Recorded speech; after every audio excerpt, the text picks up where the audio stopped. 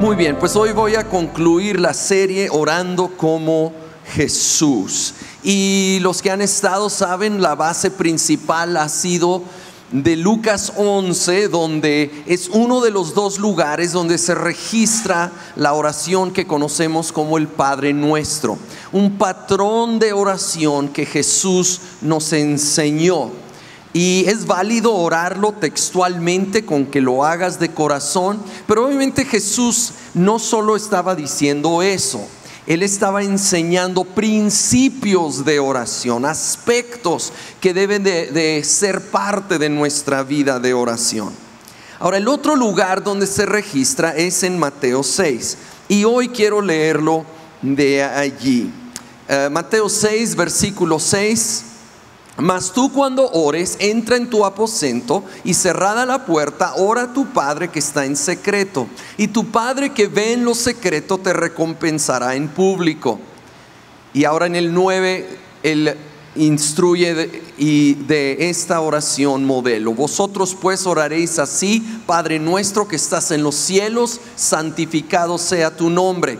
Venga tu reino, hágase tu voluntad como en el cielo, así también en la tierra. El pan nuestro de cada día, dánoslo hoy. Y perdónanos nuestras deudas como también nosotros perdonamos a nuestros deudores. Y no nos metas en tentación, mas líbranos del mal. Y luego hay esta conclusión: porque tuyo es el reino y el poder y la gloria por todos los siglos. Amén. En el versículo 6 nos habla de ir al lugar secreto, a ir a una habitación, cerrar la puerta, y en ese momento ese es el lugar secreto o privado, se pudiera decir. Y hay lugar para oración pública, hay muchos ejemplos en la Biblia de oración pública. Por supuesto, no está en contra de ello, pero lo que sí está afirmando es que lo público necesita estar respaldado con lo privado, y eso se aplica a todas las áreas de nuestra vida, incluyendo nuestra vida de oración. Necesitamos desarrollar el hábito de buscar al Señor en lo privado, en lo personal. Ahora, algo hermoso aquí dice que el Señor estará ahí, el Señor ve ese lugar secreto. Algunos dicen: ay, anhelo estar en la presencia de Dios. Tú puedes, todos los días. Aparta un tiempo a estar a solas con el Señor. Si puedes literalmente cerrar la puerta, pues qué mejor. Lo más privado y quieto va eliminando distracciones y nos ayuda. Ahora, muchas veces no vamos a sentir su presencia, que quede claro. No esperes escalofríos todos los días. Hay momentos hermosos donde sentimos algo, pero nosotros sabemos que Él está ahí por fe en la palabra de Dios. Ahora, Él está en todos lados, obviamente, pero Él habla en una manera especial. Él está en ese lugar secreto. Así que todos los días nosotros podemos tener un tiempo en la presencia de Dios. Ahora, precisamente con esto en mente de que muchas veces no sentimos algo, quiero nuevamente compararlo a la agricultura, a la siembra y la cosecha. Yo, aunque no sienta nada la mayoría de los días, y lo digo de mí mismo y mi tiempo de oración, yo estoy consciente de que estoy sembrando en mi alma. Estoy sembrando la palabra, estoy sembrando al adorar, al orar, al estar con el Señor. Y dice ahí Mateo 6:6 que lo que Dios ve en lo secreto, Él recompensará en público. Llegará la cosecha, usando la analogía de la agricultura. Mucho tiempo de sembrar que tal vez dices: pues yo no veo cambio, no veo que se estén contestando oraciones, no veo resultado. Sigue sembrando. Llegará el tiempo de cosechar fruto y resultados, muchos internos en nuestra vida, porque el Señor recompensará en público.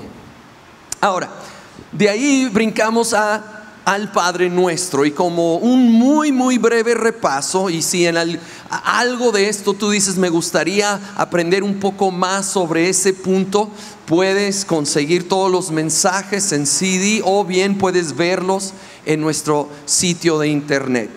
Empieza: Padre nuestro que estás en los cielos, santificado sea tu nombre. Comienza con adoración, comienza reconociendo quién es aquel con el cual estamos hablando y adorando. Es nuestro Padre, es alguien que nos llama a la comunión cercana y a la vez está en los cielos, es el gobernante todopoderoso celestial. Así que vamos con esta confianza, vamos con esta fe, y como ya lo he dicho, primero porque Él es digno y punto. Él es digno de ser adorado. Pero también hay el gran beneficio de que nos ayuda a tener la perspectiva más correcta. A veces llego muy cargado a mi tiempo de oración. Tengo un problema, una preocupación, pero primero adorar, primero contemplarlo a Él, y me ayuda a empezar a ver las cosas más en la perspectiva correcta. De allí nos anima a orar: venga tu reino, hágase tu voluntad como el cielo, así en la tierra. Que el reino donde Jesucristo es rey, donde Él gobierna, sea establecido así como lo es en el cielo. Su perfecta voluntad sea hecha ahora, establecida en cada área de la tierra. La oración persistente no es para convencer a Dios de alinearse y hacer mi voluntad. Es yo, con la ayuda del Espíritu Santo, me voy alineando a su voluntad, así como en el cielo se ha hecho en la tierra. Luego nos llama a así pedir, nos invita a pedir el pan de cada día, a pedir por provisión, a pedir por protección. No nos metas en tentación, mas líbranos del mal. Y en medio de ello, algo muy importante: perdónanos como nosotros perdonamos. Quitar todo estorbo de nuestra comunión con Dios y nuestras oraciones.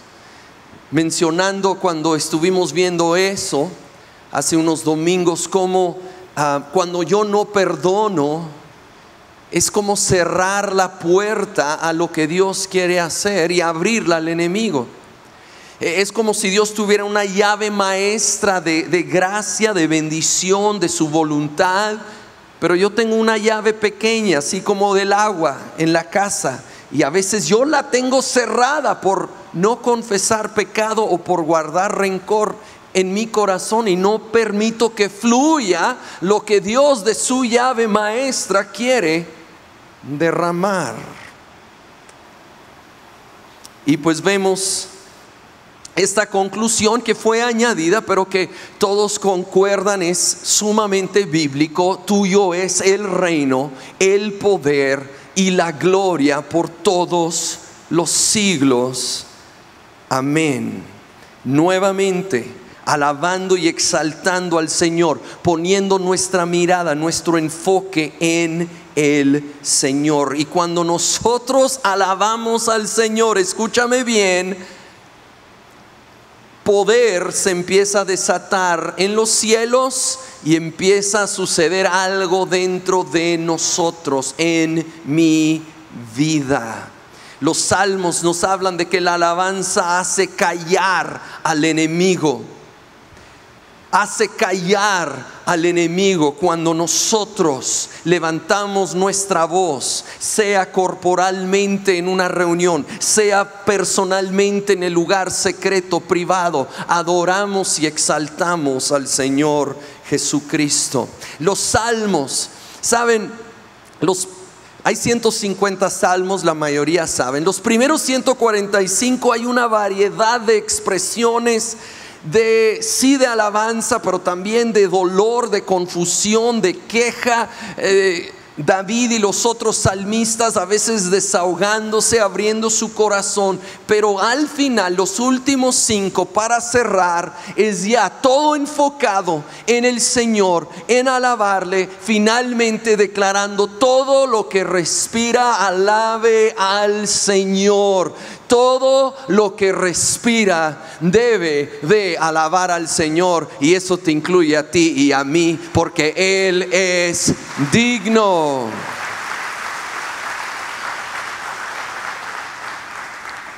David escribió muchos de los salmos y vivió tiempos muy complicados, a veces de angustia. Me acuerdo de uno en particular donde estaban por apedrearlo sus propios hombres, pero dice: se fortaleció en el Señor. Y yo creo que se apartó y adoró y se fortaleció en el Señor. Cuando alabamos, aún en medio de la prueba, nos fortalece. Y quiero considerar hoy un ejemplo. Es conocido, pero siempre hay algo que Dios puede hablarnos de este ejemplo en la vida de Daniel. Daniel vivió en el tiempo cuando Israel no existía como nación. Los judíos estaban en cautiverio, se habían esparcido por muchas partes, no existía la nación de Israel. Muchos primero por el imperio de Babilonia, que dominó esa parte del mundo, y luego de Persia. Y leemos de Daniel teniendo mucho favor con los reyes de Babilonia y luego de Persia, y siendo un hombre de excelencia, un hombre de integridad y un hombre de oración. Hubo un incidente cuando él había subido a una posición de mucha autoridad, y esto dio muchos celos a unos de sus compañeros, colegas.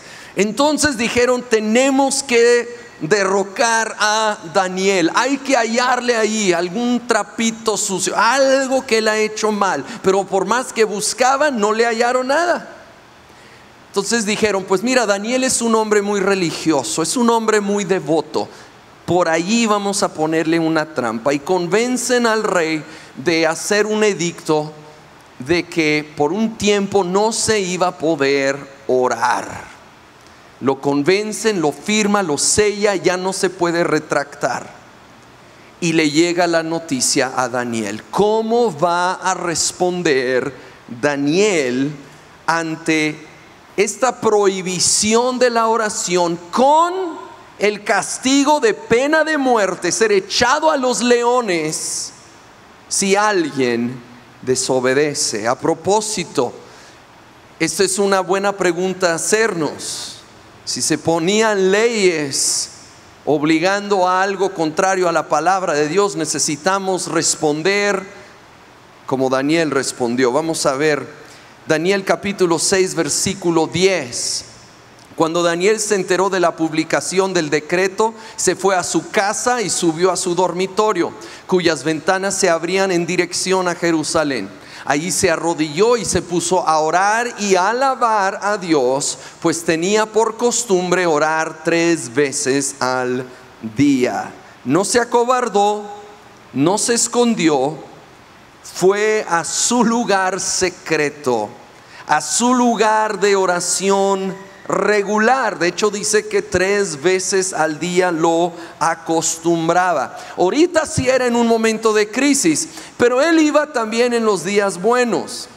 A veces tendemos a solo buscar al Señor en los tiempos de crisis, y luego se calma y luego viene otra y lo buscamos, y así vivimos de crisis en crisis en vez de gloria en gloria.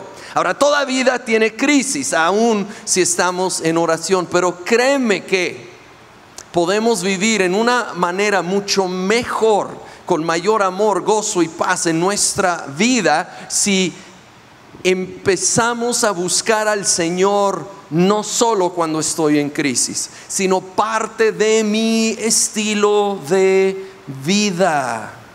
Lo necesitamos como el pan diario. Acuérdense, al pedir el pan diario, por un lado sí es el pan natural, la provisión, natural de las necesidades físicas, pero también, como Jesús dijo que Él es el pan del cielo, es que diariamente necesitamos saciar nuestra alma. Oración, antes de buscar cosas de Dios, es buscar más de Dios mismo. Así que ahí lo tienes. Y luego dice el versículo que se arrodilló. Se arrodilló, y esto era una posición reflejando humildad, reflejando dependencia en Dios. Daniel entendió su necesidad, su debilidad, su dependencia. No pensó, me hicieron eso. Bueno, no voy a decir porque él no hubiera dicho algo así, ¿verdad? Estos tipos, pues yo ahora se las voy a invertir, yo voy a investigar. A ellos yo creo si les hubiera hallado algunos trapitos sucios. Pudiera haber caído en un juego sucio político, pero Daniel entendió que su lucha no era con sangre y carne, que su lucha era espiritual y su fuerza no era su posición política, era el poder de Dios. Así que se arrodilló y empezó a orar, confiando en el Señor. Luego vemos que se enfocó, porque dice que oró viendo hacia Jerusalén. Ahora, esto no era algo místico como que ahí estaba el poder. No, esto era porque una de sus prioridades de oración era la restauración de Jerusalén. Y él se enfocaba en sus oraciones. Y es algo que tú y yo necesitamos hacer también, tener enfoque. Porque a veces creo que agarramos un tema y lo oramos un rato y luego lo soltamos, y nada que Dios estaba en el proceso de obrar.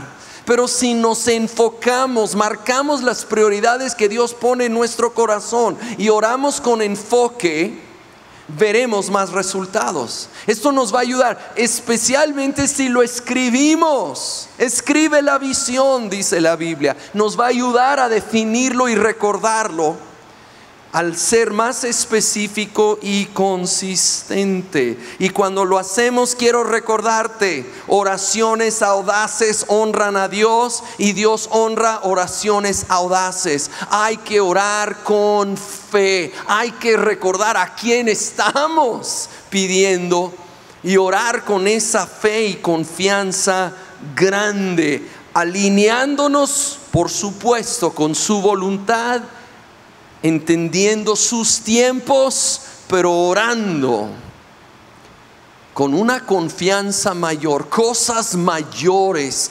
necesitamos estar pidiendo, porque la oración es poderosa. Aun cuando algunos dudan, que me hace pensar de aquel incidente, tal vez lo has escuchado. Había un pueblo donde había una iglesia ahí establecida, y luego se estableció una cantina al lado de la iglesia. Esto molestó e inquietó mucho a los congregantes, así que se pusieron a orar que Dios cerrara esa cantina. Después de un tiempo de orar, una noche en plena reunión de oración, cayó un relámpago en la cantina, comenzando un incendio, y la destruyó. Pues el dueño de la cantina demandó a la iglesia que ellos y sus oraciones eran responsables por la destrucción. Ellos argumentaban que no tenían nada que ver. Cuando llegó al fin al juez, dijo: pues qué interesante caso. Tengo aquí el dueño de la cantina insistiendo que la oración es poderosa, y la iglesia diciendo que no es así. Entonces, pero sí lo es, créeme. Finalmente, del pasaje de Daniel dice que se puso a orar y alabar. Alabó al Señor. Ahora acuérdate de lo que acaba de suceder. Le acaban de decir que es prohibido orar, y que si se pone a orar es pena de muerte, lo van a echar con los leones. Hubiera sido tal vez natural que Daniel hubiera dicho: Señor, yo te he servido fielmente, ¿cómo permites esto? Parece que todo mi trabajo aquí no ha sido en vano, no está mejorando las cosas aquí en Persia. Se pudiera haber desanimado, pudiera haberse sentido desilusionado, se pudiera haber sentido intimidado, pero no Daniel. Él fue, él se hincó, oró y empezó a alabar. Había sido traicionado por sus colegas, aún por un rey que tenía mucho favor con él por un momento de debilidad. Pudiera haber sentido, lo repito, que Dios lo estaba ignorando, pero él entendió algo que tú y yo necesitamos entender. Dios es digno de alabanza independiente de las circunstancias o mis sentimientos. Él es digno de ser alabado por quien es Él y lo que ya ha hecho, independiente de mis presentes circunstancias o sentimientos. Además, Dios es soberano y Él hace muchas cosas que no vamos a entender, y tenemos que confiar en ello y reconocer su grandeza y levantar nuestra voz para alabarlo a Él. Al adorar, escúchame bien, al adorar, a pesar de mis sentimientos, lo honran a Él por encima de mis sentimientos, y empiezan a cambiar mis sentimientos, porque algo empieza a suceder dentro de mí cuando yo empiezo a alabar. Y probablemente te ha pasado, tienes un día o tal vez es en domingo y apenas vienes y no hay ganas, no hay ánimo de alabar, pero lo empiezas a hacer y lo empiezas a ejercer porque Él es digno, y de repente, si lo sigues haciendo, algo empieza a cambiar en nuestro interior, empieza a despertar mi alma y reconocer que Él es digno, que Él es grande, que yo puedo confiar en Él, que Él es poderoso. Y entonces mi ánimo empieza a cambiar porque lo pongo por encima de mis sentimientos. Adorarlo por quien es y lo que ya ha hecho. Y ahora nosotros particularmente por lo que Jesucristo ya hizo en la cruz. Me lleva a un pasaje que ya he mencionado en otras ocasiones, pero es tan claro para mí que quise incluirlo. Jesús había sido invitado a comer a la casa de un fariseo llamado Simón. Y al estar ahí, de repente llega una mujer de mala reputación de la calle, llega y cae a los pies de Jesús, y en un acto de adoración derrama perfume sobre sus pies. Sus lágrimas caen sobre sus pies, lo seca ahí con sus cabellos, besa sus pies. Y esto incomoda y molesta mucho al fariseo. Hasta en su mente está juzgando a Jesús por permitirlo. Y en Lucas 7 solo voy a leer la conclusión de Jesús del versículo 44 al 47.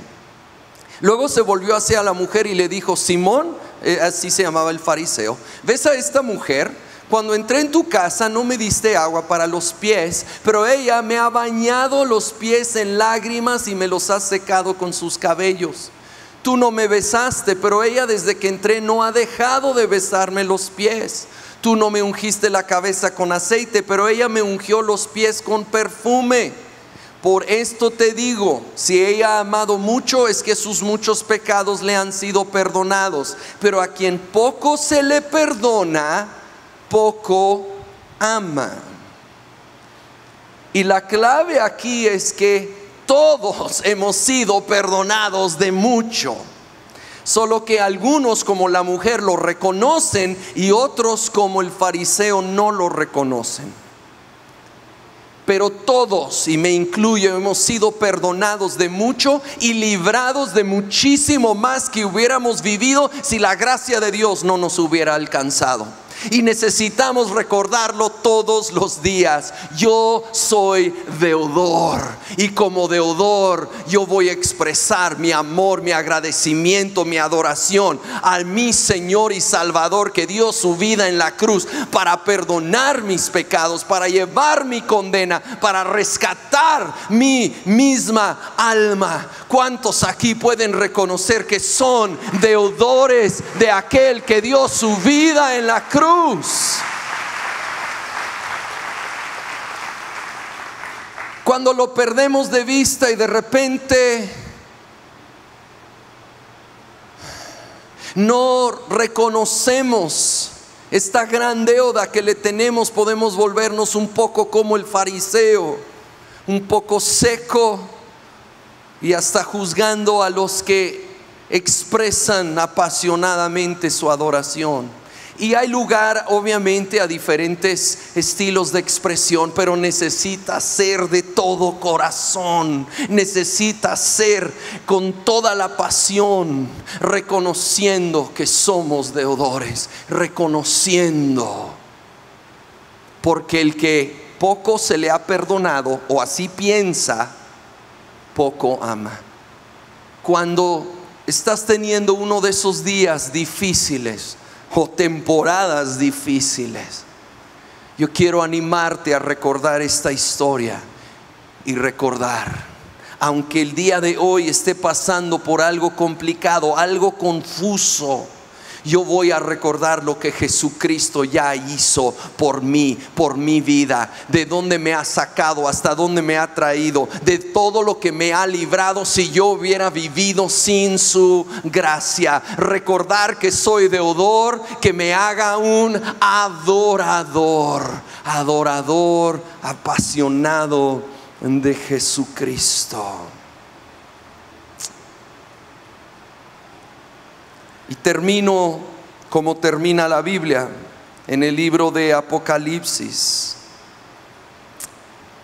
Apocalipsis, entre otras cosas, muestra una escena del trono de Dios en el cielo y unas copas de oro que dice que se van llenando con las oraciones de todos nosotros que hemos sido justificados y hechos santos por el Señor.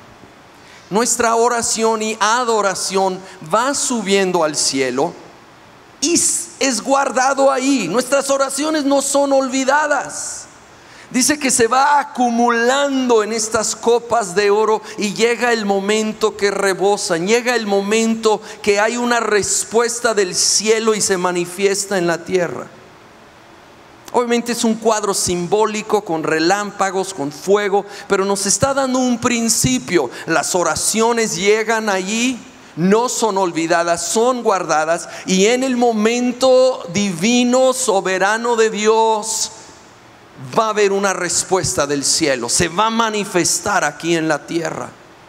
Por eso oramos que se haga tu voluntad como en el cielo, así en la tierra. Queremos verlo venir y establecerse y ver esas vidas transformadas, esas situaciones cambiadas por las cuales estamos orando.